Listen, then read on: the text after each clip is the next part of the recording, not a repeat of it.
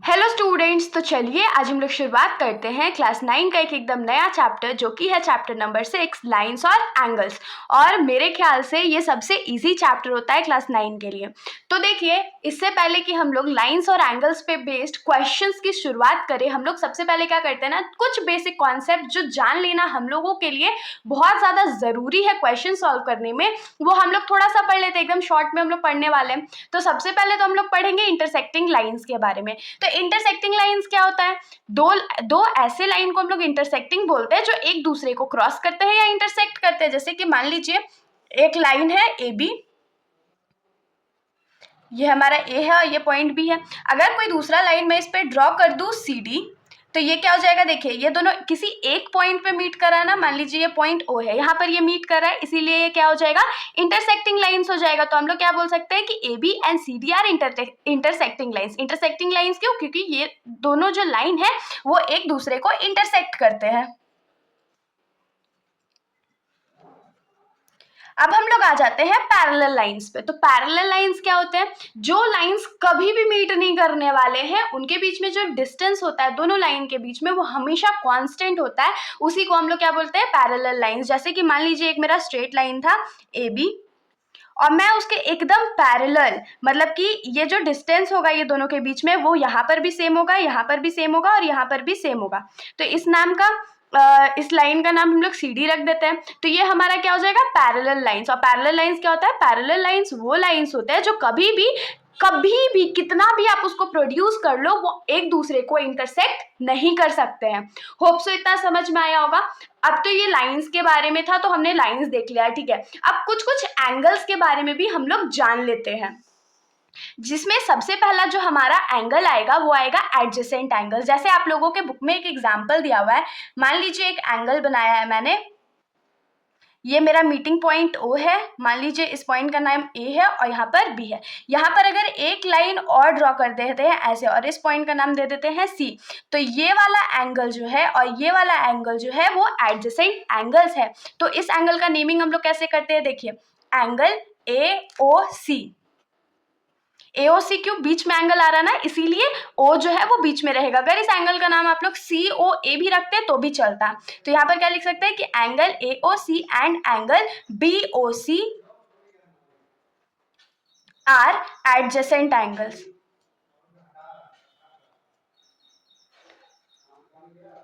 अब चलिए हम लोग ये एडजेसेंट एंगल समझ आ गया। एडजेसेंट एंगल्स मतलब क्या होता है? अगल बगल वाला एंगल। अब हम लोग देख लेते हैं लीनियर पेयर, जो कि बहुत इंपॉर्टेंट टॉपिक है और हम लोग इसको बहुत ज्यादा कवर करने वाले हैं।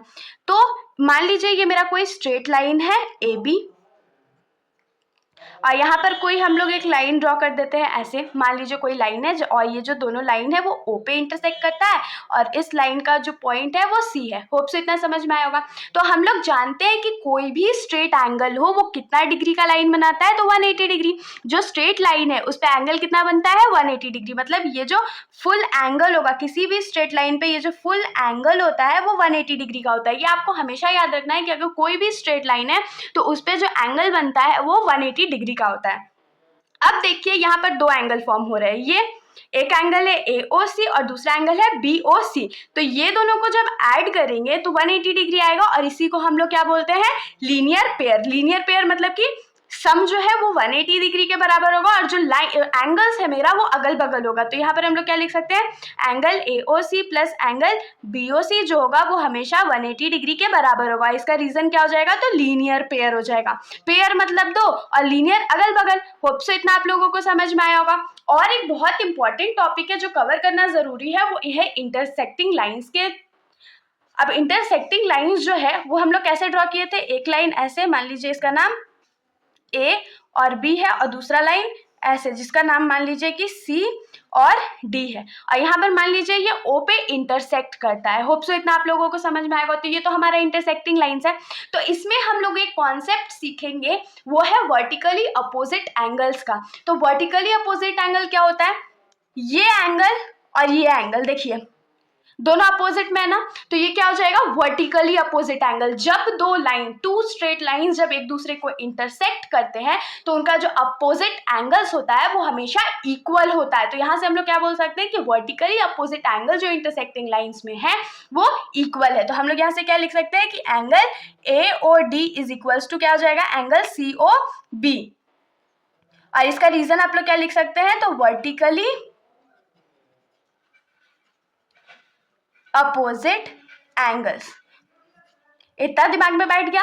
अब देखिए सिर्फ ये और ये एंगल वर्टिकली अपोजिट नहीं है, ये वाला जो एंगल है वो इसके अपोजिट है ना, इसीलिए ये दोनों एंगल जो है वो भी आपस में वर्टिकली अपोजिट एंगल है। तो इसमें भी हम लोग क्या लिख सकते हैं कि angle A O C is equals to angle क्या हो जाएगा, बी ओ डी।